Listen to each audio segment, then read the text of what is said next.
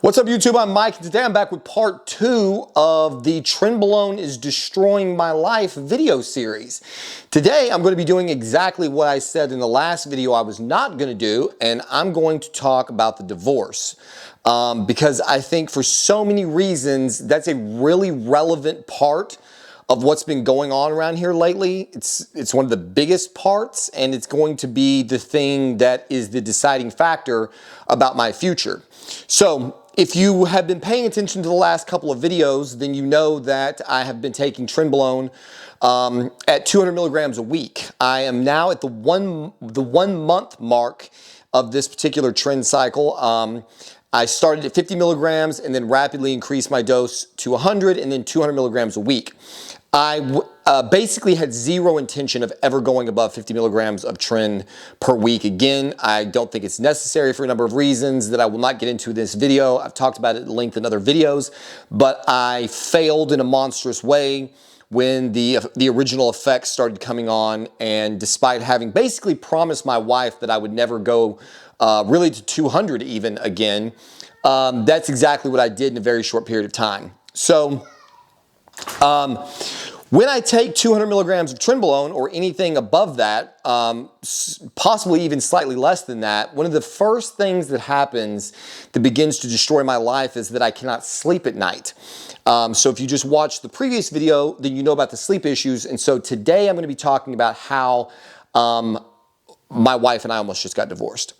So 2 days ago, we were having a normal day, just a perfectly civil day in this house. There's been a lot of ongoing issues throughout the entire duration of our marriage. Again, that's outside the scope of this video. But the thing that is important to know is that I've been on cycle for about 2 months now.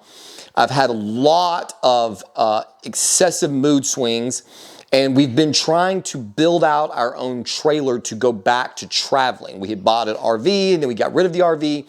And so I've been under a lot of stress around here, learning very rapidly, figuring out how to do a lot of things basically just from scratch.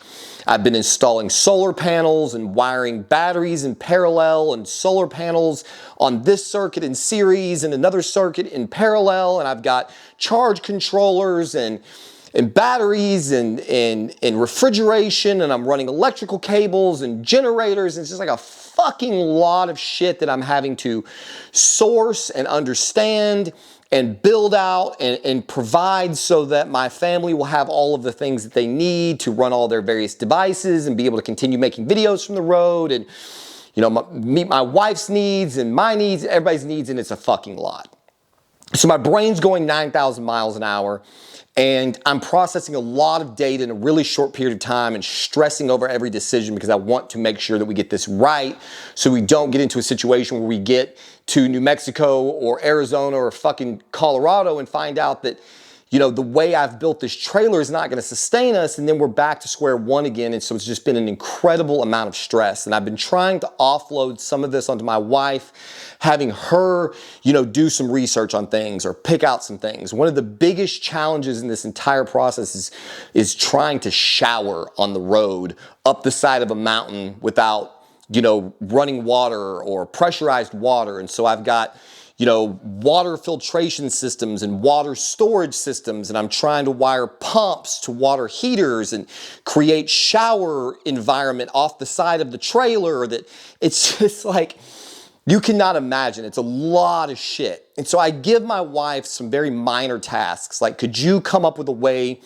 to attach shower curtains around this escape door that's built into the side of our trailer so that we can create this like little shower space outside, but connected to the you know, the trailer so that there's some level of climate control, etc. And she puts this thing into the cart. And we have sort of a rule in our house. We have a process with Amazon.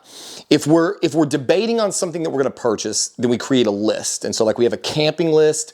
We put a bunch of items in there, and then, you know, the kids go to bed or something. We get some free time. We sit down and we go through the items and we decide, okay, this is the generator, this is the solar setup, and then we put those items into the cart and make a purchase. Sometimes my wife will decide that she needs something or wants something. It could be something for the kids. It could be a cosmetic product, something. And she'll just drop it in the cart because I shop fucking constantly. And so if it's like, hey, next time you place an order, you know, go ahead and pick this item up.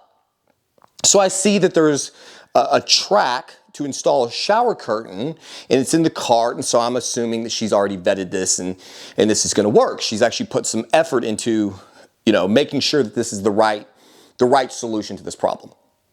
So I buy that along with some wires and some other things that I need to finish dialing out part of the shit that I'm working on. And the item comes in, and I'm not really paying much attention to it, and then I go to try to install the shower curtain, and I take this thing out of the bag, and she's sitting here cooking dinner, and been a bad day, excuse me, anyway, just a lot of shit. And I start looking at this thing she's purchased, and I'm realizing, for one, this is not gonna work at all. For two, even if it was gonna work, she only purchased like a quarter of the total length that we needed. We've been trying to get out of this house for a week, and problems keep arising so that we have to order more products, and then that pushes your delivery date out a couple of days. And so it's like, we've been trying to get the fuck out of here for a month and a half, and shit just keeps getting pushed out. And so here I'm standing here thinking I'm getting ready to go out to the trailer and solve this problem. I've got all the tools that I need to do this install, and she's just totally fucked it up. And then she starts trying to argue with me, and she's like, well, you're the one that bought it. I'm like, it's in the fucking cart. What do you mean? Of course I bought it. You put it in the cart. And she's like, well, yeah, but don't you remember, like, you know, when you couldn't sleep the other night, you know, I told you that I put it in the cart, but I wanted you to look at it. And it's like, so she starts trying to argue the point, and we've had a consistent understanding for 7 years, and I just fucking blew up. Like, I just blew up. And one of the reasons I'm calling this the Trenbolone is destroying my life video is because the level of the, I don't really actually believe that, spoiler alert, but we're gonna get there eventually. The volume of this blow up over what was really a relatively minor thing is so indicative of trend. There's just no, you cannot argue around it. Like, I went from 0 to total epic fucking meltdown in just the blink of an eye. And I'm like screaming at her, what the fuck were you thinking? This is so stupid. You're so fucking stupid. I gave you this simple job to do. Just one thing that you could help me with. And you order this shit and it doesn't fucking work. And so she's getting defensive, and like, we're at each other's faces. She's been at the stove cooking steaks cut up in little pieces. I don't even know what this is for, but she's just taken off the stove and piled up onto this plate all of this meat that she's purchased and seasoned and then cooked. And we're at each other's throats, and I fucking melted down and I just slapped it. I just slapped the whole fucking thing. It goes flying off of the fucking stove, hits the floor, plate shatters, food goes fucking everywhere. So of course now she's really lit. She's in my face, I'm in her face. She's just taunting me and baiting me, and you know, I'm not gonna get into, this is like way more information that I should be sharing with anybody. I'm not gonna get into every gory detail, but we're at each other's faces and it's becoming physical. You know, like, I'm pushing into her, she's pushing into me, and a lot of horrific things were said on both parts. Everybody's just completely unhinged. Let's not forget, she's on Anavar too. So she's on cycle, I'm on cycle. I've had days of no sleep, paradoxical effects to sleeping pills, a lot of stress and strain, and there's this impending doom of this fucking, you know, the time schedule's getting away from us. The weeks are rolling into months, and the summer's almost upon us, and we haven't even gotten started, and it's just World War III. Thankfully, my daughter's in her bedroom. My wife fucking panics. She goes in and picks up my daughter and goes, we're fucking leaving. This is terrible, you know? And she's like apologizing to Allison for her being, you know, for herself. She's like, I'm sorry mommy's yelling at daddy or whatever. I think Allison maybe have been oblivious to this, hopefully.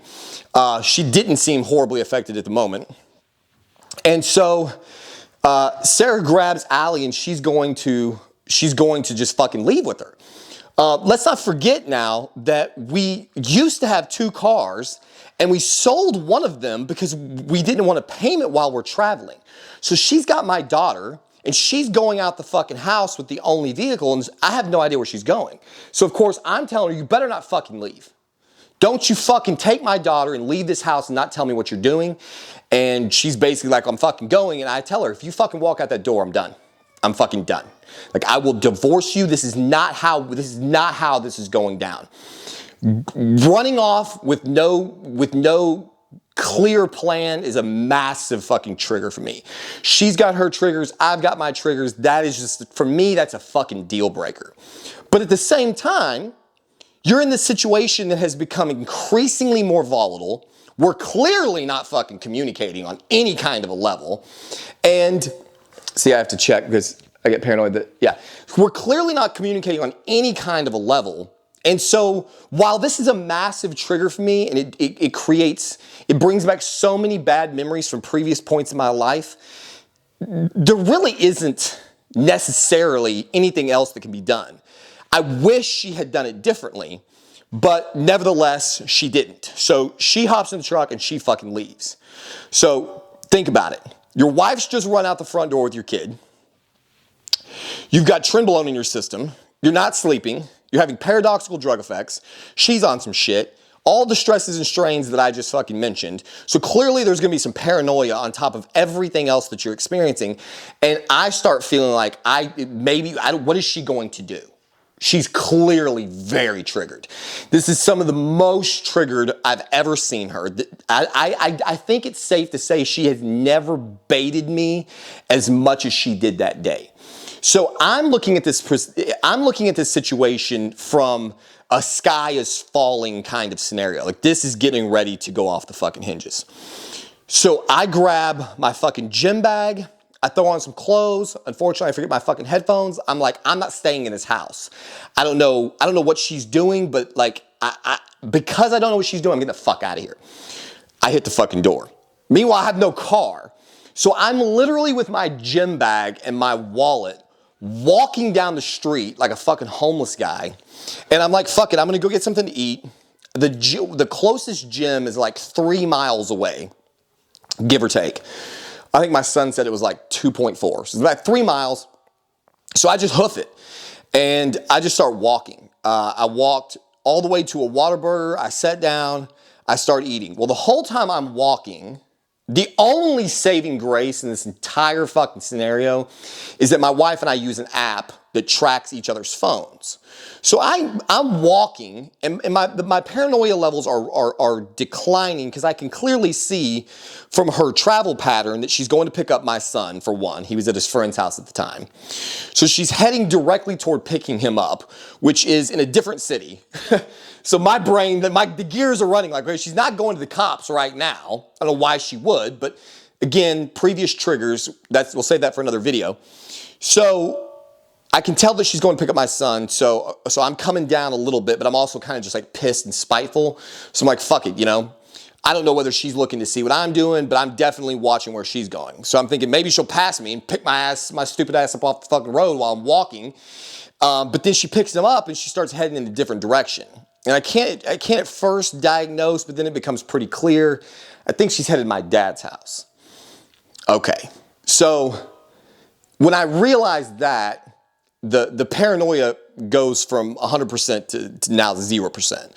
So, if your wife is unhinged and you're unhinged and you've just had a really fucking ugly meltdown, a legitimately relationship ending meltdown, like, understand the level of aggressiveness that did not come to physical violence, but the proximity to physical violence was literally like you're standing on a cliff. Okay, the next step from where either of us is at is someone's going to break the law. Like there's no move, there's no other move. You cannot get more, you could not do more than where we were at without it becoming physical. And so obviously, if you care about your freedom, if you care about your future, that's the fucking line. You can't allow yourself to cross it. You cannot stay in a marriage where you are on the verge of breaking the law. You are on the verge of hurting somebody. This is where you have to call it quits. So in my mind, this is a foregone conclusion. This relationship is over, and I am just purely going into what do we do next mode. So by the time I get to Whataburger, I can see that she's arrived at my dad's house. I had actually talked to him briefly on the phone en route, and I told him, what was going on. And when the thing, like, I'm the same way with my family and with everybody that I am on this channel. Sometimes I have to pull some punches for my own fucking security, but I am 99.9% transparent about everything that I do. My dad knows everything that's going on. I don't keep anybody in the dark. I'm more often than not, I'm honest to a fault. And so I told him, like, this is what I did. This is the responsibility that I feel here. These are the things that she did. And it's really at this point not a blame game, because at this point it's just like, this is too dangerous. It's just too dangerous. And it doesn't matter how much you love this person. It doesn't matter all of those other factors. You just have to understand that you're in a place where the next step is total ruin. And so he's agreeing. He's saying, I think this is time for you guys to go your separate ways. So I sit down and get a burger. She texts me and says, look, I'm at your dad's. I'm gonna sit over here and cool off, and then I'm gonna come home. And I'm like, okay, this is where I'm at. She had not checked to see what I was doing. I was like, I'm gonna walk to the gym. Will you come pick me up on the way home, or do I need to get a ride? And she's like, no, I'll come get you. So I go in there. First day back, after having been sick and losing all that weight, and I go into the gym with a lot of fucking aggression and had a savage chest workout. I mean, I'm looking in the mirror. The pec separation is so much more pronounced at this leanness, at this dried out state that I'm in. And so I'm having a really good lift. My shoulder wasn't hurting anymore. I was putting up some decent numbers from my particular strength and from where I'm at in this fucking cycle. So I'm starting to feel alive again about the cycle. I'm knowing that this is coming back, and I start calculating all the ways that I'm just going to take that next step in life. It's time to move to the next step. And I told her, I was like, look, tomorrow we need to go get you a car. And I'm gonna take the trailer, and if Paul wants to go with me, he and I are just gonna go travel. We're gonna bounce. You need to do, I'm fucking leaving basically. We need to get you a car, so we have two vehicles. You take the house, I'll take the fucking trailer and the truck. For the time being, we'll sort everything out. I'm gonna file the fucking divorce papers tomorrow. Obviously, like in the state of Texas, it's a minimum 60 days, but it's usually probably closer to 6 months before you really get a final resolution. There's obviously a lot of things we have to bang out in the meantime. And she's basically like, okay. And so I hit a workout. She comes and picks me up, and we sit down to start talking about how we're gonna go our separate ways. And at this point, I'm about as emotionless as I've ever been toward the prospect of divorce. Understand, it's not what I want. At all.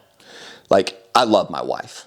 In so many ways, she is the best partner that I could ever hope to have. And in so many ways, she is the worst partner I could ever imagine having. But we're not in this place where once the edge comes down, that I hate her. In my previous marriage, we'd have problems, and we'd get separated for a little while or something. And she'd be threatening to stay gone, and I would convince her to come home. And it would be like one of these situations where no sooner did I convince her to come home than I already regretted it. Like, she'd be at her mom's like an hour or two away. She'd have been gone for a week, and I would come up with some way that we were going to figure out how to make it work. And she'd be like, okay, I'm coming home. And sometimes by the time she got home, I already hated her again. Like, I was already like, just why did you fucking do that? Why didn't you just stay gone? Like, what is wrong with you? That is not the relationship that I have with Sarah.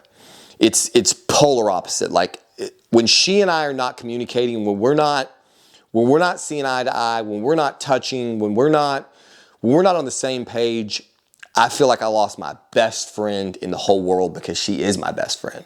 Like, I don't have friends. Like, we have put ourselves on an island, and it's just her and I.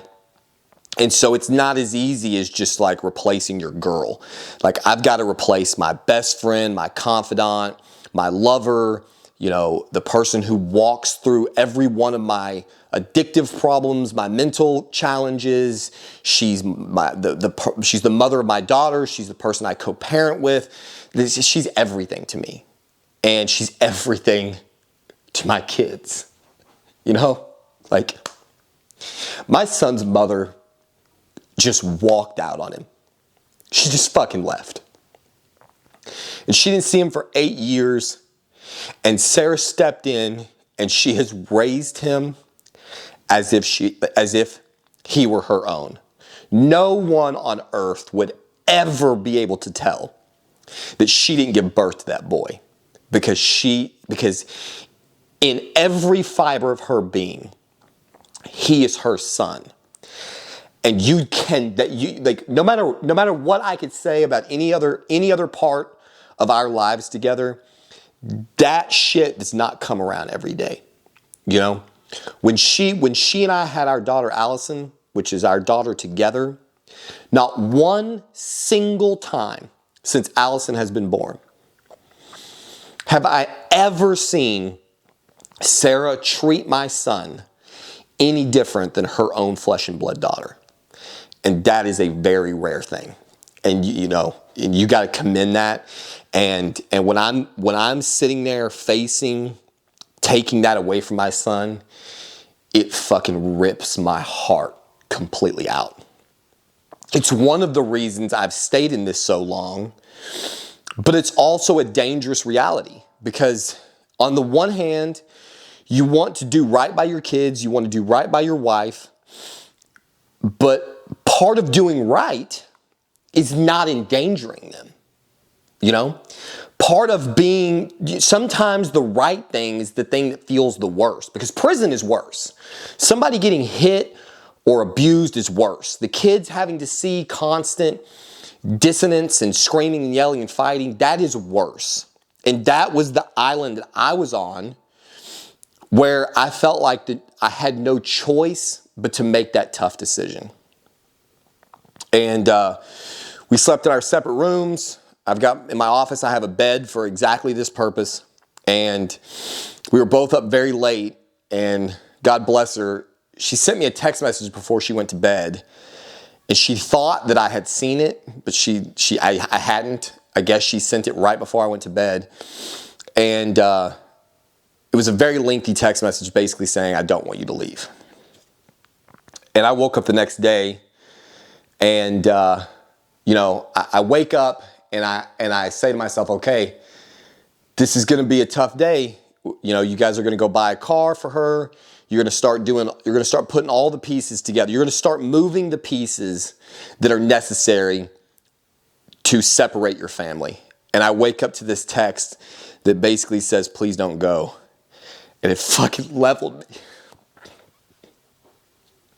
It leveled me. And I walked into the bedroom, and we went back to work. Sat down, and we started talking, and I explained the things that I have to have, and she explained the things that she has to have. And don't misunderstand, this is not the first time this has happened, okay? It's not like any of this is new information, it's not. But for better or worse, neither of us is ready to quit.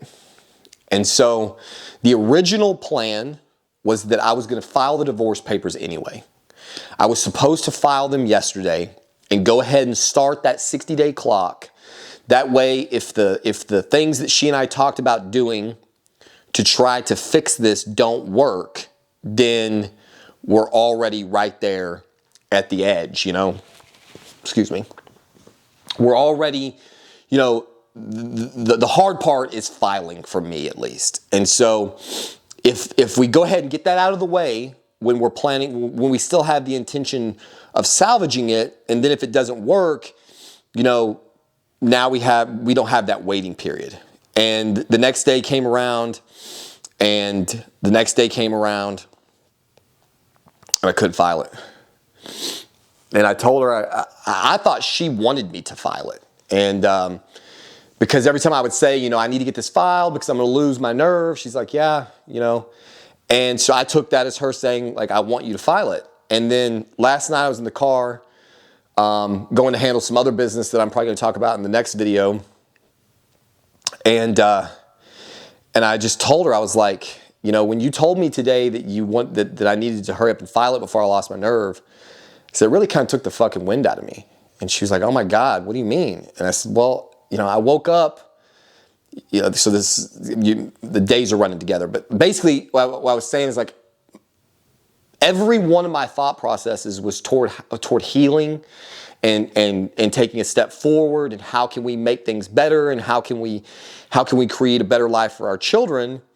And it's hard to be going toward a resolution on the one hand and putting paperwork into the courts on the other that's going to destroy your marriage, because then you're going to have court dates that you have to fucking deal with. Now, of course, you could just ignore them, but I just didn't want that negative shadow hanging over the plan to do something good. You know, she'd already said she didn't want to leave. She didn't go buy a car. We're still planning on traveling together.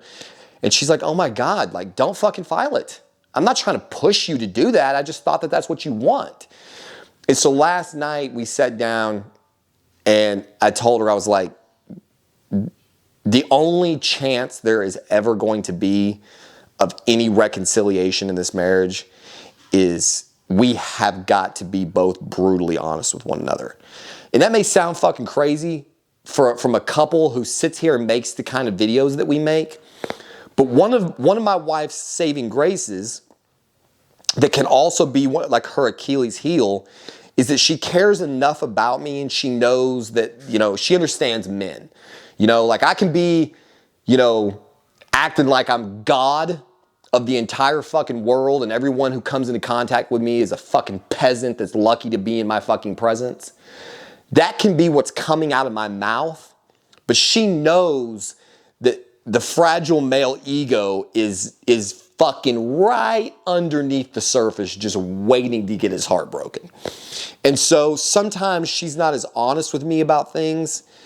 Stupid shit, I'm sure, most of it, because she's trying to protect me. She doesn't want to say something that I'm going to get wounded by, because more often than not, when I get wounded, if she says something that hurts me emotionally or makes me sad, I convert that shit to anger. And so some of it is probably from a sense of self-preservation. Like, I'd rather tell a little white lie and fucking avoid the wrath than to say what's actually true and risk setting him off. And I told her, I was like, at the end of the day, the only way this marriage is going to work is if we're completely transparent with one another. And that may mean that you tell me things that I can't live with. And that may mean that I tell you things that you can't live with. But at least then, when it comes down to signing those fucking papers and putting them into the courts, we're putting them into the courts because we now are faced with the reality that this can never work. Rather than operating under the delusion that we know everything, or that we think we know everything, or that, you know, there's always some way to try to fix it. And so we have got to pare this down to whatever the brutally honest truth is, and then go from there. And so that's what we're setting out to do. I may make an entire video about some of the things that she's doing to try to work on some of her issues. And the reason that I may make that video is because when she started talking about some of the shit she's doing, I started realizing that I got some work still left to do too.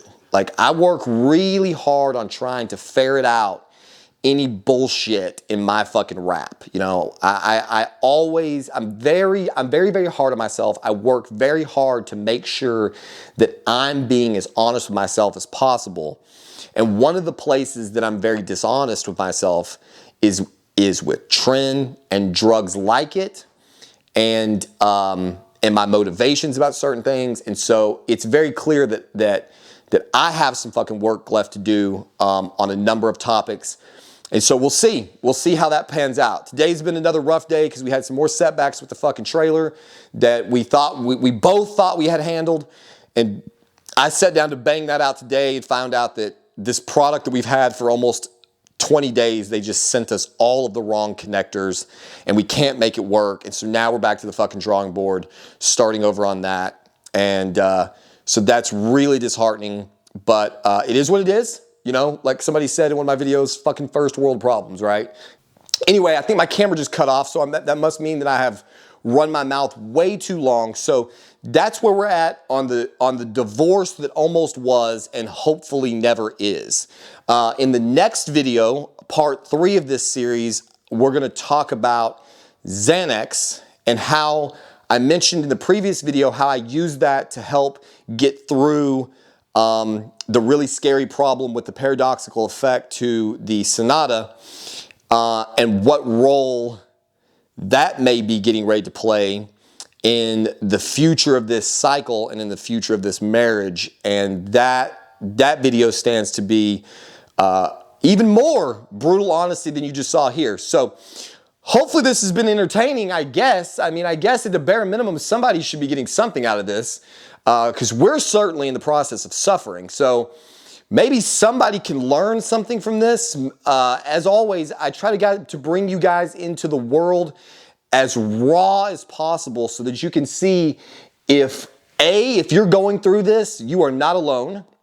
B, if you don't want to go through this, you probably should stay the fuck off Tren and every other goddamn drug if you have it in your willpower to do.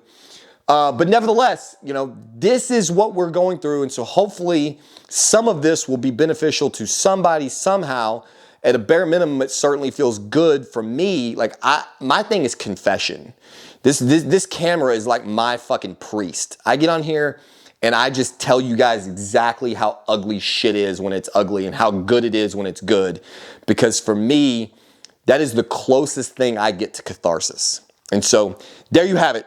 As always, protect the cycle. I'm trying to protect the cycle, and we'll see you on the next one.